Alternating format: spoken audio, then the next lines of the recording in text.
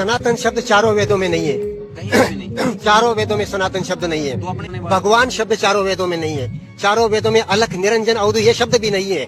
ये अपने आप को सनातन कहने वाली परंपरा, विचार की पैदाइश मांत्रिक तांत्रिक कालांत काल से अंधी हुई, लोक परलोक आस तृष्णा से अंधी हुई, ये धर्म नाम धंधा परंपरा है, वैदिक धंधा है, सनातन नहीं है। सनातन की बात तो बुद्ध करते हैं, गोरख करते हैं, जितू करते हैं। तो क्या है इस भगवान शब्द का रहस्य, क्या है अर्थ और क्या प्रमाण है?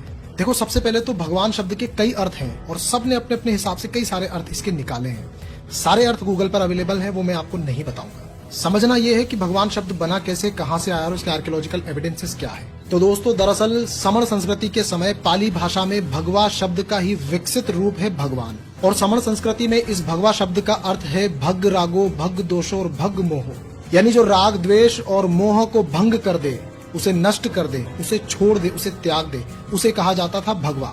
और समण संस्कृति में यानी कि लगभग 2600 साल पहले सिर्फ 2 लोगों को भगवान शब्द की उपाधि मिली, जिसमें पहले व्यक्ति थे तथागत गौतम बुद्ध और दूसरे व्यक्ति थे महावीर स्वामी जी।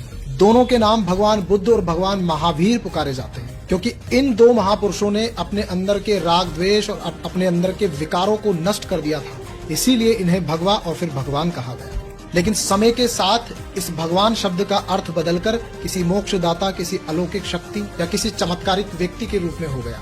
जबकि समण संस्कृति में यानी कि 2600 साल पहले से लेकर जब तक समण संस्कृति का प्रचलन भारत में रहा, तब तक इस शब्द का अर्थ गुणवाचक था। पाली ग्रंथों में इस भगवा शब्द का जिक्र एक प्रेयर के रूप में मिलता है, जिस प्रेयर का यूज आज दुनिया के लगभग सभी बौद्ध देशों में होता है, और वो प्रेयर है इतिपिसो भगवा अरहम सम्मा संबुद्धो, यानी कि ऐसे ही तो है भगवान सम्यक संबुद्ध।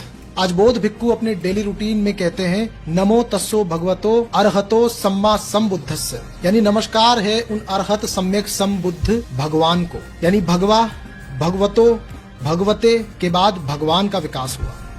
अब मैं पुरातात्विक आधार बताता हूँ आपको। इस शिला चित्र को देखिए, ये भरहूत का शिला चित्र है जो महाबोधि पेड़ और सम्राट अशोक द्वारा बनवाए गए डायमंड थ्रोन का शिल्पांकन है। इसके ऊपर क्या लिखा है जरा पढ़िए, भगवतो साका मुनिनो बोधो। और ऐसा एक नहीं, ऐसे जाने कितने शिलालेख है जहाँ पर भगवान बुद्ध के साथ भगवतो भगवत शब्द का प्रयोग हुआ है। भरहूत पर 5 पूर्व बुद्धों के नाम मिले हैं, उनमें सब में भगवतों का जिक्र मिला है। यानी अगर आपको किसी भी शब्द का सही अर्थ समझना है तो आपको उस शब्द का विकास समझना होगा और वो किस भाषा से आ रहा है, उसके छोटे छोटे टुकड़े करने पड़ेंगे, तब आप उस शब्द का सही अर्थ समझ पाएंगे। वीडियो इन्फॉर्मेटिव लगा हो तो इसे शेयर करना बिल्कुल ना भूलें।